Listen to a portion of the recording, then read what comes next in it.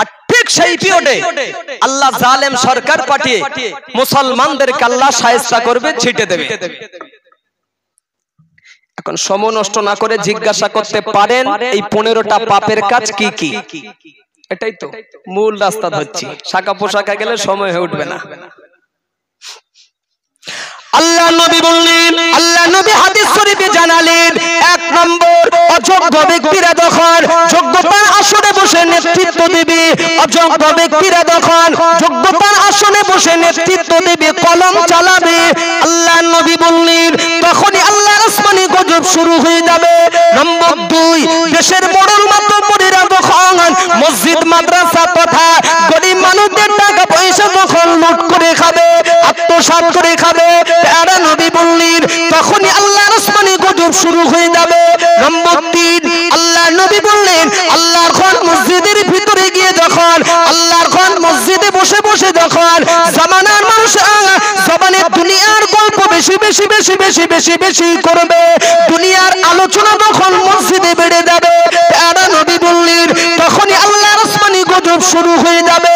নম্বর 4, সমাজে গান আর বাজনা যখন প্রাচুর্য পাবে, গান আর বাজনা সমাজে যখন বেড়ে যাবে, আল্লাহ নবী বললেন তখনই আল্লাহর আসমানি গজব শুরু হয়ে যাবে।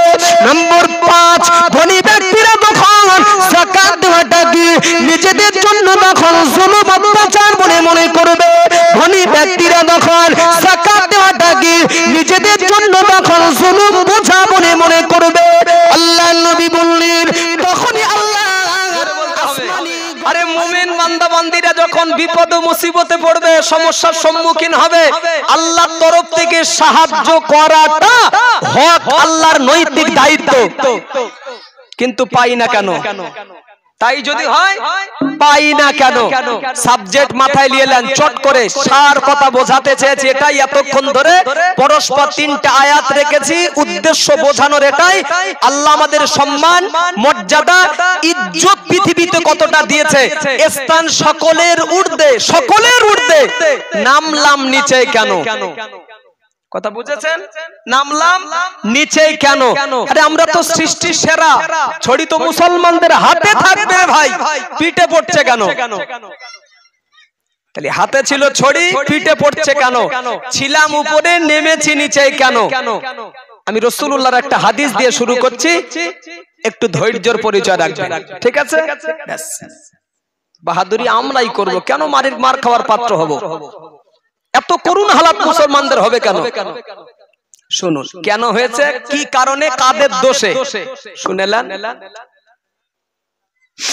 আল্লাহ নবী বললেন, আল্লাহ নবী হাদিস শরীফে জানালেন, জামানার মানুষেরা যখন 15টা পাপের কাজে লিপ্ত হবে, জামানার মানুষেরা যখন 15টা অন্যায়ের কাজে জড়িত হবে, আল্লাহ নবী বললেন তখনই আল্লাহর আসমানি গজব শুরু হয়ে যাবে। আর ঠিক সেই সময়ে আল্লাহ পাক জালেম সরকার পাঠিয়ে মুসলমানদেরকে আল্লাহ লাঞ্ছিত করবে।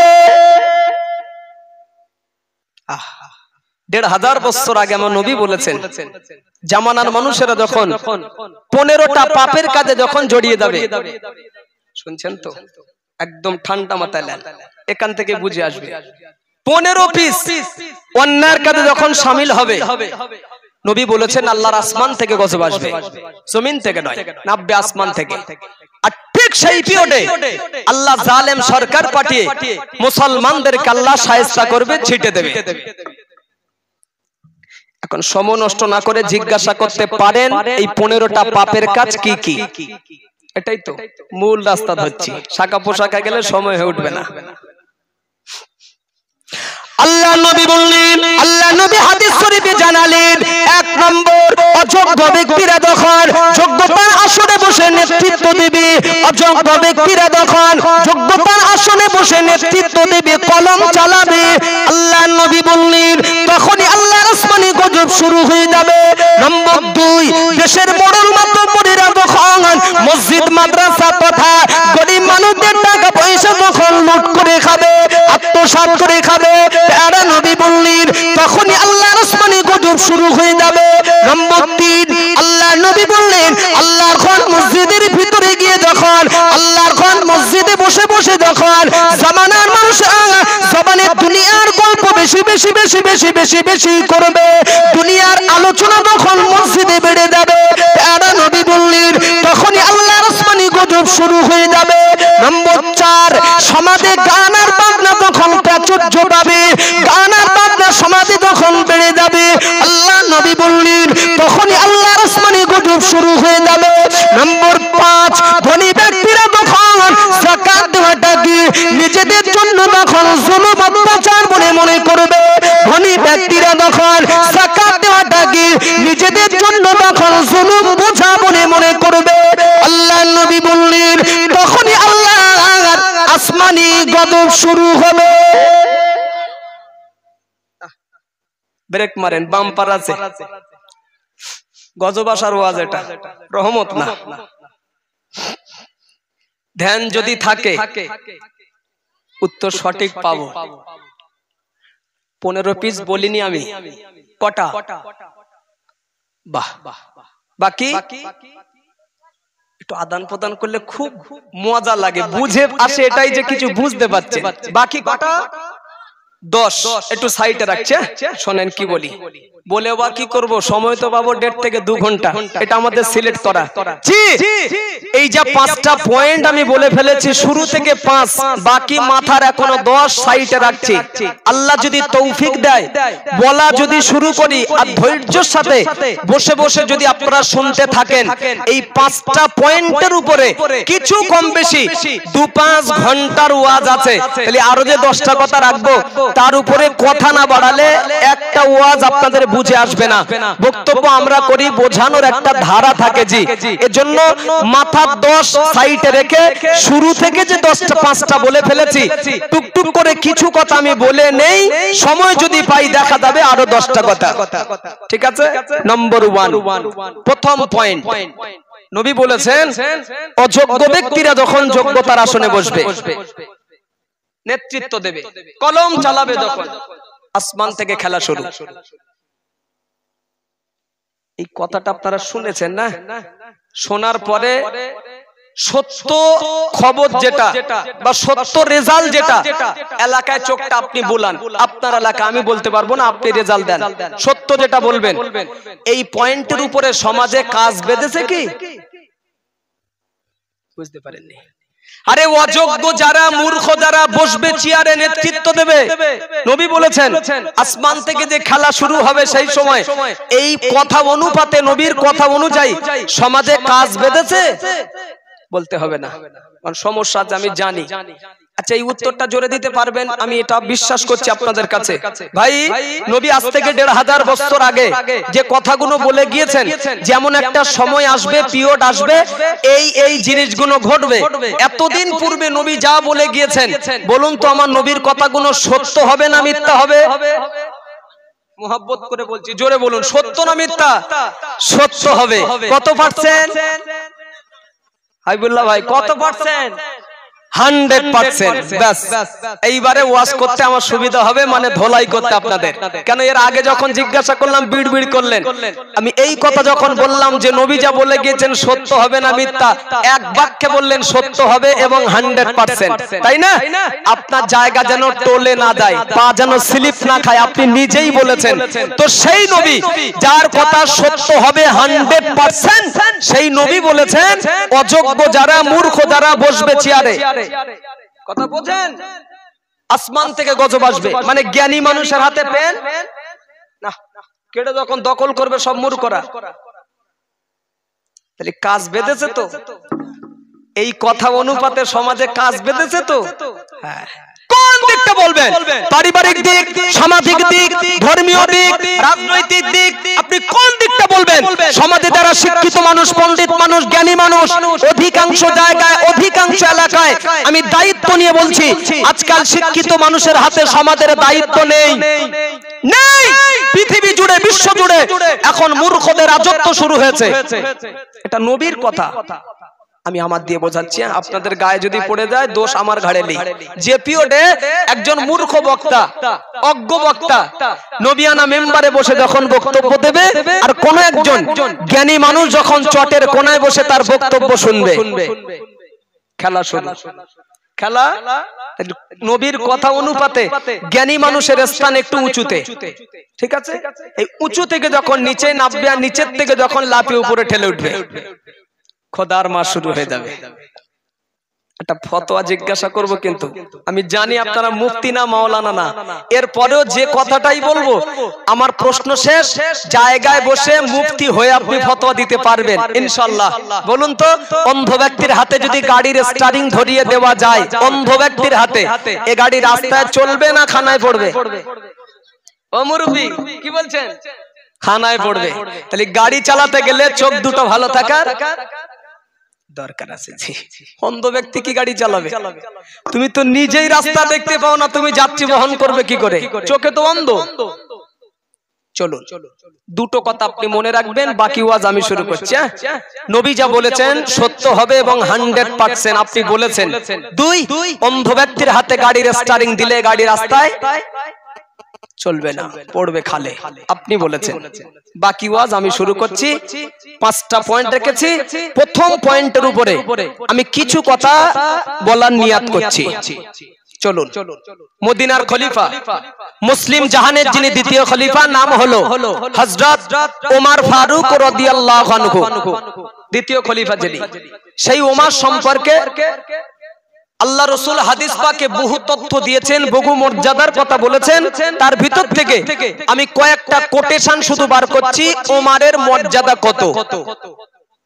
আর ওয়াজ কিন্তু বুঝবেন, কিন্তু আমি সাবজেক্ট বিহীন ওয়াজ করি না, কিছু একটা বোঝাই, শেষ পর্যন্ত বুঝিয়েই বাড়ি যাব ইনশাআল্লাহ।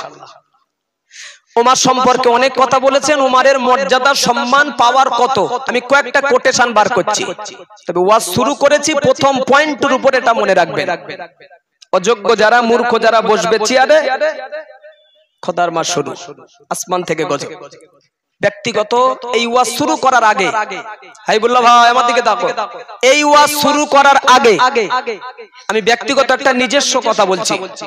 হয়তো ভাববেন না এটা কোরআন হাদিসের কথা, জি না, কয়েক সেকেন্ডের জন্য একটু বিয়াদবি না নিয়ে একটু নিজস্ব কথা বলছি।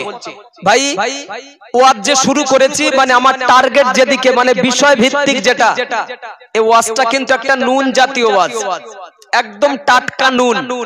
স্টেজ থেকে নুন মুটো মেরে মজলিসে ছিটাবো, ধানে যেমন স্বাদ ছিটিয়ে দেয় না, হ্যাঁ, আজকের নুন যাবে না, ধানে স্বাদ যাবে। যার দেহে কাটা নেই, ছেলা নেই, দাগ নেই, মুষ্টখানেক নয়, যদি কুইন্টাল কুইন্টাল ছড়িয়ে দিই ইনশাআল্লাহ আপনাদের কিচ্ছু হবে না। কেন? দেহ সুস্থ। একটু কাটা ছেলা দাগ যদি থেকে থাকে, কুইন্টালও লাগবে না, বস্তাও লাগবে না, ভাই মুষ্টখানেক দিলেই বলো আপনার চিটচিট জ্বালা শুরু হয়ে যাবে। যদি একান্ত কাটা জায়গায় নুন পড়ে যায়, চট করে যেন আমার উপর রেগে যাবেন না। কেন জানেন? আমি একজন ঘোষক, আমি একজন প্রচারক, আমি একজন জেরক্স, আমি একজন কপি, যেটাই মনে করবেন সেটাই। আসল কিন্তু শুয়ে আছে সুদূর মদিনায়, কথা ঠিক, আসল শুয়ে সুদূর মদিনায়। আমি নবী পাকের কথাগুলো জি পিয়ন হিসাবে আমি জেরক্স করে আপনাদের কাছে বন্টন করতে এসেছি। আমি কেউ না, আমি পিয়ন, কথা ঠিক আছে? গোড়া ওয়াজ তো একটু গোড়া বেঁধে লাগা ভালো, রাগ আমার উপর করবেন না। চলুন, ওমর সম্পর্কে অনেক কথা বলেছেন, কয়েকটা কোটেশন বার করে নিচ্ছি। ওমর কি?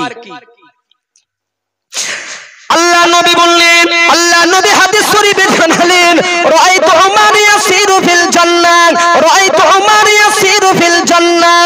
আল্লাহ নবী বললেন, ও আমার সাহাবীরা, আমি রাসূলুল্লাহ, আমি আমার নিজের চোখে দেখেছি, আমি রাসূলুল্লাহ, আমি আমার চামড়ার চোখে দেখেছি, আমার সাহাবী উমর আল্লাহ পাকের জান্নাতের ভিতরে বিচরণ করছে। সুবহানাল্লাহ, নিজের চোখে হুজুর দেখেছেন। উমর হুজুর ঘুরছেন আল্লাহর বেহেশতে, জান্নাতে। নবী দেখেছেন, নবীর দেখাটা ভুল, কথা বলো না, ভুল সত্য। কেন? আল্লাহ নবী বললেন, ইন্নী আরা মা লা তারাউনা, ইন্নী আরা মা লা তারাউনা। আল্লাহ নবী বললেন, ও আমার সাহাবীরা, আমি রাসূলুল্লাহ, আমার দেখা তোমাদের দেখা যেন সমান মনে করবে না। ও সাহাবীরা, আমার দেখা তোমাদের দেখা যেন বরাবর মনে করবে না। ও সাহাবীরা, আমি রাসূল ডাইনে যতটা দেখতে পাই, আমি নবী দেখতে পাই, আমি নবীর সামনে যতটা দেখতে পাই, আমি নবীর পিছনেও ততটা দেখতে পাই, আমি নবীর নিচে যতটা দেখতে পাই, আমি নবী উপরেও ততটা দেখতে পাই। বোঝাচ্ছে এটাই নিশ্চিত নবী যেটা দেখেছেন এটা সত্য, ঠিক না? কারণ নবীর দেখা আমাদের দেখা এক নয়। যার দেখাটা সত্য 100% সেই নবী দেখেছেন ওমর হুজুর ঘুরছেন আল্লাহর বেহেশতে, জান্নাতে। ওমর সম্পর্কে নবী অনেক কথা বলেছেন। ওমর কি কয়েকটা কোটেশন বার করছি, বুঝলেন? একদিন আল্লাহ নবীর বিবি আমাদের আম্মা জান হযরত আয়েশা সিদ্দিকা রাদিয়াল্লাহু আনহা, আম্মা জান আয়েশা একদিন বসে আছে হুজরা মুবারকে নিজের ঘরে, দিনের দাওয়াত দিয়ে নবী ফিরেছেন, ক্লান্ত শরীর। তো বিবি আয়েশার উরুর উপরে মাথা মোবারকটা রেখে আমার নবী পাক একটু আরাম করছেন, বিশ্রাম করছেন। ঠিক ওই হালাতে আম্মা জান আয়েশা মাথাটা উঁচু করেছেন আল্লাহর আসমানের দিকে। কথা বুঝলেন? নবীর মাথা বিবির কোলে, আর বিবি আয়েশা মাথা উঁচু করেছে আল্লাহর আসমানের দিকে। বসে আছে নিজের ঘরে, বলেছে মাথাটা উঁচু করেই দেখছে আল্লাহর আসমানে অগণিত তারা দেখা যাচ্ছে, পুরো নক্ষত্র।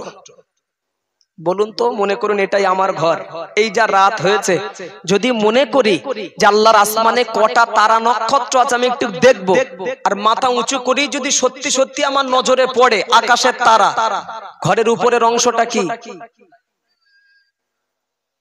দেখি, কি বুঝছেন আপনারা? উপরের অংশটা তাহলে কি? ফাঁকা, জীর্ণ, ভাঙা। মাথাটা হেড করলেন, আল্লাহ রাসূলকে লক্ষ্য করে বললেন, ইয়া রাসূলুল্লাহ, আমি আপনার বিবি আয়েশা, ঠিক এই মুহূর্তে আমার ভিতরে একটি প্রশ্ন উদয় হয়েছে, হুজুর বলবো? একটা প্রশ্ন। কি আয়েশা?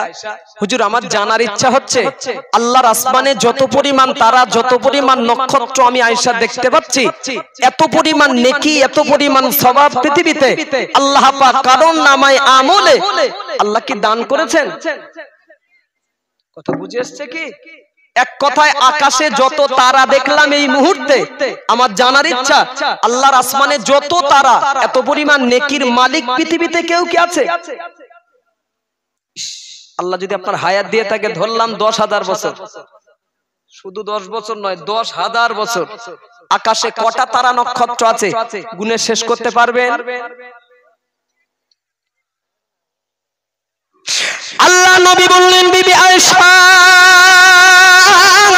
ও বিবি আয়েশা, আল্লাহর আসমানে যত পরিমাণ তারা তুমি দেখতে পাও, আল্লাহর আসমানে যত পরিমাণ নক্ষত্র তুমি দেখতে পাও, এত পরিমাণ নেকি, এত পরিমাণ সওয়াব, এত পরিমাণ জাদা পৃথিবীতে আল্লাহ পাক যদি জানার নামায় আমলে দান করে থাকে, উনি অন্য কেউ নয়, মুসলিম জানের যিনি দ্বিতীয় খলিফা, নাম হলো হযরত ওমর ফারুক, আল্লাহ দিয়েছে।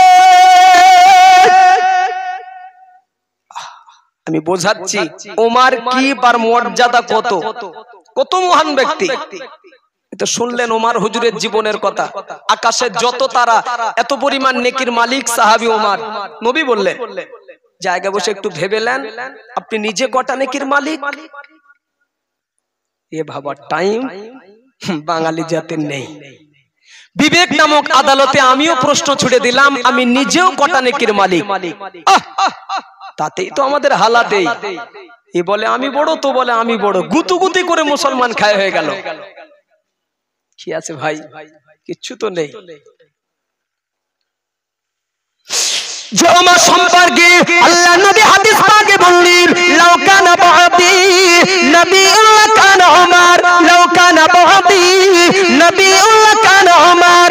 আল্লাহ নবী বললেন, ও আমার সাহাবীরা, আমি রাসূলুল্লাহ, আমি আমার ইন্তেকালের পরে, আমি রাসূলুল্লাহ, আমি আমার বিদায়ের পরে, আবার যদি পৃথিবীর জমিন এনে আমার পরে কেউ যদি নতুন নবী হিসাবে আসতো, অন্য কোন ব্যক্তি নবী হিসাবে আসতো না, আমি রাসূলুল্লাহ নাম বলে যাচ্ছি, মুসলিম জানের যিনি দ্বিতীয় খলিফা, নাম হলো হযরত ওমর ফারুক, আল্লাহ নবী বানাতো। কিন্তু হবে, চট করে বলুন, হবে, এটাই শেষ কথা। না, আমার নবী তো শেষ, আমার নবী শেষ। নবুয়তের দরওয়াজায় আল্লাহ চাবি মেরে দিয়েছেন, তালা লাগিয়ে দিয়েছেন। আমার নবী শেষ, নবী আর হবে না, এটাই শেষ কথা। যদি হতো, যদি লাকান উমর, উমর হুজুরের নাম বললেন, অথচ ওই উমর হুজুরের তুলনায় সম্মানে, মর্যাদায়, ইজ্জতে লাখো লাখো গুণ বেশি আবু বকর হুজুর। সুবহানাল্লাহ, কথা ঠিক না? সর্বদিক থেকে সম্মানে, মর্যাদায়, ইজ্জতে আবু বকর হুজুর আগে। তাই যদি হয়, হ্যাঁ গো, নবী সেই আবু বকর হুজুরের নাম না বলে উমর হুজুরের নাম বললেন কেন? বাংলা ভাষা বুঝে না? আবু বকর নম্বর 1, ওমর 2, নবীর পরে। আবু বকর হুজুরের নাম না বলে ওমরের নাম বললেন কেন?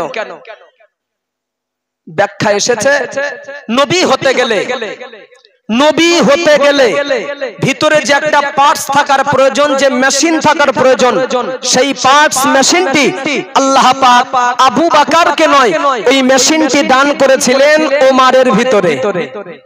সুবহানাল্লাহ। এই ওয়াজ আমি এখানে স্টপ করে দিচ্ছি। কেন? একজন সাহাবীর সম্মান, মর্যাদা, ইজ্জত কত টুক টুক টুক টুক করে যদি বলতে থাকি, এরকম কোটেশন যদি তুলতে থাকি, সময় ফুরিয়ে যাবে, মূল বক্তব্য শোনার টাইম আপনাদের কাছে আর হবে না। এজন্য আমি যে কটা কথা বলেছি উমরের মর্যাদা সম্পর্কে, এই ওয়াজ এখানে স্টপ করে দিয়ে আপনাদের কাছ থেকে রেজাল্টটা নিতে চাচ্ছি। বলুন, সাহাবী উমরকে আল্লাহ কতটা সম্মান, মর্যাদা, ইজ্জত দিয়েছে, এই গুটি কত কথার ভিতর দিয়ে হলো আপনারা বুঝে নিয়েছেন তো যে ওমর কত মহান ব্যক্তি পেয়েছেন, তো কত মর্যাদা, কত ইজ্জত, কত পাওয়ার ওয়ালা বুঝে নিয়েছেন। বাহ, আলহামদুলিল্লাহ। তাই যদি হয়, এবার ধ্যান দিন, ওয়াজ চলছে প্রথম পয়েন্টের উপরে, মনে আছে তো? ব্যাস, তাই যদি হয় যে ওমর সম্পর্কে আল্লাহ রাসূল হাদিস পাকে এত তথ্য দিলেন, এত কথা বললেন, ওই ওমর রাদিয়াল্লাহু আনহু মুসলিম জাহানের যিনি প্রথম খলিফা আবু বকর সিদ্দিক রাদিয়াল্লাহু আনহু, উনি যখন পৃথিবীর জমিন থেকে বিদায় নিলেন, ইন্তেকাল হয়ে গেলেন, মদিনার মুসলমানেরা তথা রাসূলুল্লাহর সাহাবীরা, সাহাবী ওমরকে লক্ষ্য করে বলেছিলেন, ভাই ওমর, আবু বকর ভাই দুনিয়াতে আর বেঁচে নাই, আবু বকর দুনিয়া থেকে বিদায় নিয়েছে, ইন্তেকাল হয়ে গিয়েছে। আমরা মদিনাবাসীরা তথা রাসূলুল্লাহর সাহাবীরা আমরা শোকাহত, মর্মাহত, চিন্তায় চিন্তিত, ব্যথায় ব্যথিত। কেন? আবু বকর মদিনার রাষ্ট্রপতি, মদিনার খলিফা ছিল। বিদায় নেওয়ার পরে আমরা ভাবছি মদিনার রাষ্ট্রপতির আসনে কাকে বসানো যাবে, মদিনার খলিফা হিসাবে কাকে নির্বাচন করা যাবে। যেহেতু আবু বকর মদিনার রাষ্ট্রপতি বিদায় নিয়েছে, আবু বকর বিদায় নেওয়ার পরে আমরা মদিনাবাসীরা তথা রাসূলুল্লাহর সাহাবীরা আমরা আলোচনা সাপেক্ষেই বলছি, ভাই ওমর, ওই গদিতে তোমাকেই বসতে হবে, ওই চেয়ার তোমার দখল করতে হবে। কেন? আবু বকরের পরে স্থান সেটি তোমার, বসো, মদিনার রাষ্ট্রপতি তোমাকেই হতে হবে। ওমর রাদিয়াল্লাহু আনহু এই কথা শোনা মাত্রই চেয়ারের দিকে তাকিয়ে এক চান্সে নিজেকে দুর্বলতা প্রকাশ করে বলেছিলেন, জি না, মদিনার রাষ্ট্রপতি হবার, মদিনার খলিফা হবার, নেতা মেম্বার মোড়ল মাতব্বর হবার যোগ্যতা আমি ওমর আমার নেই। আপনাদের ইমানি পরীক্ষা হচ্ছে, কিন্তু জবান যদি বন্ধ থাকে, আরে ওমর কি, কত মহান ব্যক্তি, কি তার পরিচয় আমি যদি আগে না দিতাম, চুপ থাকা মানিয়ে যেত। আমি পরিচয় তুলে ধরার পরে বলছি, আবু বকর মদিনার রাষ্ট্রপতি চলে গিয়েছেন, বিদায় নিয়েছেন, চেয়ার খালি, একজনকে বসা লাগবে তো, মুরব্বি খালি লাগবে না, বসো, এ চেয়ার তোমার। ওমর রাদিয়াল্লাহু আনহু চেয়ারের দিকে তাকানো মাত্রই বললেন, ওই চেয়ারে, ওই গদিতে বসার যোগ্যতা আমি ওমর আমার নেই। এখনো সুবহানাল্লাহ কেউ বলেন না, বলেন না একবার খুশি হয়ে, আর একবার বলুন, আসলে সত্যি কি যোগ্যতা ছিল না? হ্যাঁ, আর আমরা তো সব ধান দায় ঘুরতেছি ভাই, ধান দায়, রাগ করবেন না, কলে কৌশলে, কলে কৌশলে একবার শুধু আমার বসা, একবার শুধু, হ্যাঁ, বসে যায় চেয়ারে, তারপরে চেয়ার ভাঙবে কি চেয়ারের ঠ্যাং ভাঙবে চিন্তা, পরে আগে বসতে দে। সত্য রেজাল্টটাই দিচ্ছে আমি ভাই, রাগ করবেন না। না তুমি বসবে বলে চেয়ারে, চেয়ারের ঠ্যাং ধরে টানতেছো যে আমার দাও, এত কামড়া কামড়ি, এত মারামারি, লাটালাটি, চেয়ার নেবে বলে ওমর হুজুরের কাজ করতে লাগেনি। না, জনগণই আগে দিচ্ছে, লাও এ চেয়ার তোমার। আবু বকরের পরে স্থান সেটি ওমর তোমার। ওমর রাদিয়াল্লাহু আনহু ভয় পাচ্ছেন, এই জন্য বলছেন ভয় পেয়ে না জানি চেয়ারে বসলে চেয়ারের দায়িত্ব কত, আমার ক্ষমতা নেই, যোগ্যতা নেই। কি গো, ওমরের মতো ব্যক্তি যদি মদিনার রাষ্ট্রপতির আসনে বসতে ভয় পায়, মানে দায়িত্ব ঘাড়ে নেবে না। নবী বলেছেন না, অযোগ্য ব্যক্তিরা যখন যোগ্যতার আসনে বসবে, নেতৃত্ব দেবে, তাহলে পেন থাকবে জ্ঞানী মানুষের হাতে, কেটে যখন দখল করবে সব মূর্খরা, খোদার মাস শুরু হয়ে যাবে। পরের ইতিহাসটা আপনাকে শুনিয়ে যাচ্ছি। কিঞ্চিত পরিমাণ ওমর হুজুরের ইচ্ছা ছিল না, রাষ্ট্রপতির আসনে বসার ইচ্ছা কিঞ্চিত পরিমাণ ছিল না, কিন্তু জনগণ রেহাই দেয়নি, ছেড়ে দেয়নি, জোর করে পেশাব দিয়ে ওমর হুজুরকে বসানো হলো মদিনার রাষ্ট্রপতির আসনে। ঠিক আছে, এটা পেশার, ইচ্ছা নয়, জুলুম। আপাতত আজকে আমার ওয়াজ করার ইচ্ছা নেই। আজকে কেউ যদি জোর করে ধরে এখানে বসে মাইকটা সামনে দিয়ে বলে ভাই একটু ওয়াজ করতে হবে, কিঞ্চিত পরিমাণ আমার ইচ্ছা না থাকলেও যিনি আমাকে জোর করে এনে এখানে বসাবেন তার সম্মান বাঁচাতে গিয়ে চেষ্টা তো একটু করব। হ্যাঁ না বলুন, যেহেতু বসিয়েছে তার সম্মানটা থাক, জোর করে বলবো, চেষ্টা করব। ওমর হুজুরের ইচ্ছা নেই, গাড়ির স্টিয়ারিং ধরার ইচ্ছা নেই, ড্রাইভার হবে না, মোটেও নয়, কিন্তু জনগণ জোর করে ড্রাইভারের আসনে বসিয়ে গাড়ির স্টিয়ারিং হাতে তুলে দিয়ে বলছেন ওমর এ গাড়ির ড্রাইভার, আজ থেকে তুমি, গাড়ি তোমার চালাতেই হবে। ভাই ইচ্ছা না থাকা সত্ত্বেও জনগণ যখন জোর করে বসিয়ে ফেলেছে, ওমর হুজুর আপাতত গাড়ির ড্রাইভার, ধরে ফেলেছে স্টিয়ারিং। বিশ্বাস করুন, ফলো রাখবেন, ওমর হুজুর যে জোর করে স্টিয়ারিং হাতে তুলে দিয়েছে, জনগণ গাড়িটা সিধা সিধা পশ্চিমে নিয়ে যায় চালানোর সময়, নাকি এদিক ওদিক বেঁকিয়ে ফেলে, শুধু ফলো আপনারা রাখবেন। আর পাশাপাশি এটাও ফলো রাখবেন, আমরা যাদের হাতে গাড়ির স্টিয়ারিং দিয়েছি আমাদের গাড়িটাও কোন দিকে যাচ্ছে। কিছু বুঝতে পারছো তো নাকি? বুঝলেই সার্থকতা। ফলো রাখবেন। ওমর হুজুর গাড়ি চালাবে, একদম চালাবে, আমার দিকে দেখুন। দুটি কথা আপনি বলেছিলেন, এখন আমি ভুলে যাইনি। এক, নবী যা বলেছেন সত্য হবে 100%। দুই, অন্ধ ব্যক্তির হাতে গাড়ির স্টিয়ারিং দিলে গাড়ি রাস্তায় চলবে না, পড়বে খালে, চোখে দেখতে পায় না, তা কি গাড়ি চালাবে? ওমর হুজুর স্টিয়ারিং ধরে ফেলেছে, গাড়ি চালানো শুরু করবে, বলো ফলো রাখবেন, গাড়িটা পশ্চিমে দেয় না বেঁকিয়ে ফেলে। তবে আমি দায়িত্ব নিয়ে বলছি, ইনশাআল্লাহ যত কথা শোনাবো কিঞ্চিত পরিমাণ গাড়ি এদিক ওদিক বেঁকবে না, বেঁকবে না, বেঁকবে না, গাড়ি সিধা পশ্চিমে যাবে। তার কারণ একটাই, ওমর হুজুর অন্ধ ড্রাইভার নন, চোখওয়ালা গাড়ির ড্রাইভার। সুবহানাল্লাহ বলুন, আরেকটু জোরে বলুন। হ্যাঁ, চোখে দেখতে পাচ্ছে। তাহলে চোখওয়ালা ব্যক্তি হয়ে যদি গাড়ির স্টিয়ারিং ধরতে ভয় পায়, তুমি অন্ধ হয়ে ছুটে দৌড় যাচ্ছ কেন ধরতে? সব বিনাশ করেছে। চলুন, ওমর হুজুর গাড়ি চালাচ্ছে, একটু দেখিয়ে দিই আপনাদের। আমি সাবজেক্ট বিহীন বলি না, স্থান ঊর্ধ্বে, সৃষ্টির সেরা। জি, আল্লাহ সম্মান মর্যাদা ইজ্জত কত দিয়েছে, ভূমিকায় রেখেছিলাম, নেমেছি নিচে কেন? মার খাওয়ার পাত্র হব কেন? কেন নেমেছি? কাদের দোষে, কি কারণে? এই হাদিস শুরু করেছি, মিলিয়ে নেন। সাহাবী ওমর রাদিয়াল্লাহু আনহু মদিনার রাষ্ট্রপতি হওয়ার পরে, মদিনার খলিফা হওয়ার পরে, সাহাবী ওমর রাদিয়াল্লাহু আনহু কোনদিন আরামের বিছানায় ঘুমাতেন না গো। সাহাবী ওমর রাদিয়াল্লাহু আনহু মদিনার অলিতে গলিতে, অলিতে গলিতে হাঁটতেন। কেননা আমি ওমর মদিনার রাষ্ট্রপতি, মদিনার খলিফা, আমার রাজত্বকালে কোন একজন ব্যক্তি যদি কষ্টে তার দিনটা কাটে, এই না ভেবে সাহাবী ওমর একদিন মদিনার মসজিদে নববী শরীফে বসে বসে গভীর রজনীতে এত কান্না কাঁদে, এত চোখের পানি ঝরায়। আমার নবী পাকের অন্যান্য সাহাবারা সাহাবী ওমরকে লক্ষ্য করে বলেছিলেন, ভাই ও ভাই ওমর, আল্লাহ পাক পৃথিবীর জমিনে 10 জন সাহাবাকে আল্লাহ জান্নাতের লাকাব দিয়েছে, তার ভিতরে 2 নম্বর তোমারই নাম আছে। ভাই ওমর, তুমি অবশ্যই পৃথিবীতে জান্নাতি জান্নাতি জান্নাতি। জোরে বলুন।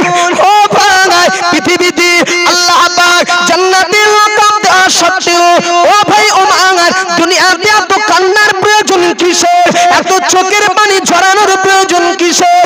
আপনার হাতে তো রয়েছে দুনিয়াতে জান্নাতের টিকিট। সাহাবী ওমর রাদিয়াল্লাহু আনহু কাঁদতে কাঁদতে বলেছিলেন, না না ও নবী পাকের সাহাবীরা, ও আমার সাথীরা সঙ্গীরা, আমি ওমর কেন কাঁদছি জানো? আমি ওমর, আমি মদিনার রাষ্ট্রপতি, মদিনার খলিফা।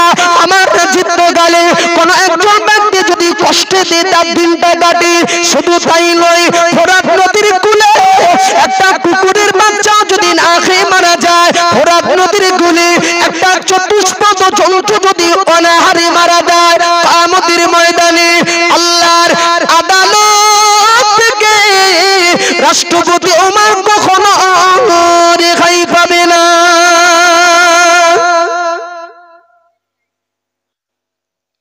আপনাদের কারো অসুবিধা হচ্ছে না তো? আল্লাহর কসম, আল্লাহর কসম, আল্লাহর কসম, আপনাদের ব্যক্তিগত কারোর উপরে আমার কোনো ক্ষোভ নেই, কোনো রাগ নেই। নবীর হাদিস দিয়ে শুরু করেছি, বাস্তব সমাজের চিত্রটা একটু মেলাচ্ছি। দেখলেন কার কারণ, কি কারণে, কাদের দোষে এত নিচে নামলাম, মিলিয়ে নেন। জি, আমার পিরিয়ড চলছে, মানে স্টারিং আমার হাতে, গাড়ির ড্রাইভার